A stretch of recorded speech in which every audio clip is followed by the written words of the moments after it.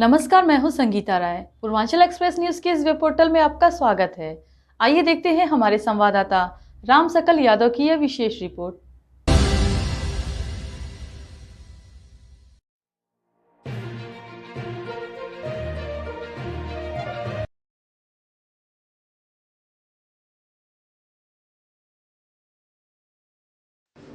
प्रदेश सरकार के मंत्री अनिल राजभर ने आजमगढ़ के दौरे पर पहुंची और सरकार की नीतियों की उपलब्धि और जीएसटी की हालिया सुधारों पर चर्चा की। उन्होंने कहा कि सरकार ने जीएसटी की दरें कम करने का निर्णय समय और परिस्थिति के आधार पर लिया है।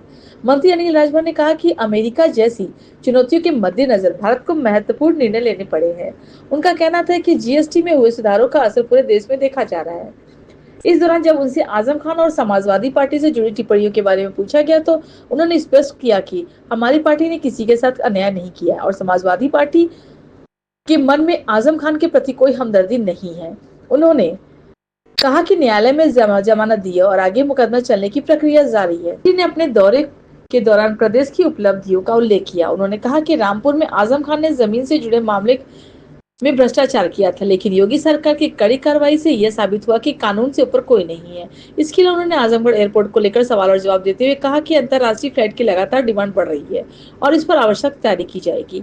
इस अवसर पर भाजपा के जिलाध्यक्ष ध्रुव सिंह, लालगंज जिलाध्यक्ष विनोद राजभर, लक्ष्मण मौर्य, प्रेम प्रकाश राय, प्रवीण सिंह सहित बड़ी संख्या में भाजपा पदाधिकारी मौजूद हैं। सबसे पहले तो मैं हमेशा की तरह आजमगढ़ के सभी सम्मानित अपने प्रेस के साथियों का मैं अभिनंदन करता हूं, स्वागत करता हूं और आप सभी लोगों को भी और आप सबके सम्मानित दर्शकों को भी और आप सबके चैनल के माध्यम से प्रदेश की 25 करोड़ सम्मानित जनता को भी बधाई देना चाहता हूं कि आज़ादी से लेकर अब तक पहली बार ऐसा हुआ है जब उत्तर प्रदेश देश में सरप्लस स्टेट के रूप में प्रथम स्थान हासिल किया है। कल ही इस बात की रिपोर्ट आई है। आज उत्तर प्रदेश सर्वोत्तम प्रदेश बनने के तरफ अग्रसर है, तो उसके पीछे कारण है। माननीय प्रधानमंत्री श्रद्धेय श्री मोदी जी की सरकार जब कोई फैसला करती है, बिना देर किए उत्तर प्रदेश की भारतीय जनता पार्टी की सरकार, योगी जी की सरकार उसका अनुसरण करती है, जिसका हमें बार बार लाभ मिल रहा है। और आज हम सरप्लस स्टेट बनने का हमें सौभाग्य मिला है। जीएसटी को गब्बर सिंह टैक्स कहने वाले लोग हमेशा से कालिया और सांभा की भूमिका में रहे हैं और इसीलिए कभी भी देश की जनता ने उनको एक नेता के तौर पर कभी स्वीकार नहीं किया, जबकि एक बहुत बड़ी विरासत पर राहुल गांधी राजनीति कर रहे हैं। उनको अपने गिरेबान में झांकना चाहिए और इसकी आत्मसमीक्षा करनी चाहिए कि आखिर देश की जनता उनको एक नेता के तौर पर क्यों नहीं स्वीकार कर। आप सभी सम्मानित प्रेस के साथियों से मेरा अनुरोध है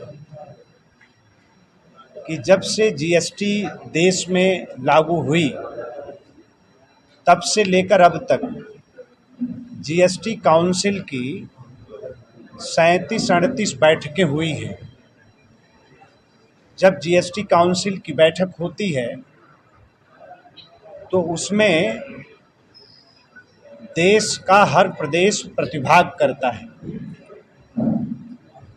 हमें आप एक भी बैठक ऐसी नहीं दिखा सकते या जीएसटी काउंसिल का एक भी फैसला आप ऐसा नहीं दिखा सकते जो मतदान के आधार पर हुआ हो या असंतोष के आधार पर हुआ हो। 38 की 38 जीएसटी काउंसिल की बैठक का हर फैसला सर्वसम्मति से हुआ है। उसमें कांग्रेस पार्टी की जहां जिस प्रदेश में सरकार है वहां के भी माननीय मुख्यमंत्री जी बैठते हैं, वहां के भी माननीय वित्त मंत्रीगण बैठते हैं।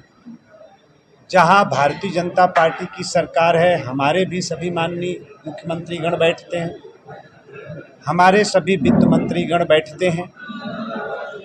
जहां अन्य कोई सरकार है वहां के भी माननीय मुख्यमंत्रीगण वहां बैठते हैं, वित्त मंत्रीगण बैठते हैं। और एक भी आप फैसला जीएसटी काउंसिल का ऐसा नहीं दिखा सकते जिसमें कोई विवाद हो। हर फैसले सर्वसम्मति से किए जाते हैं। तो प्रतिपक्ष का ये जो दोहरा चरित्र है आज देश के सामने उजागर हो रहा है। जो जीएसटी के माध्यम से जो रिफॉर्म श्रद्धेय मोदी जी की सरकार कर रही है, सुधार का कार्यक्रम जो चलाई है, स्वाभाविक है कि उसमें भी सबकी सहमति बनी होगी तभी ये फैसला हुआ होगा।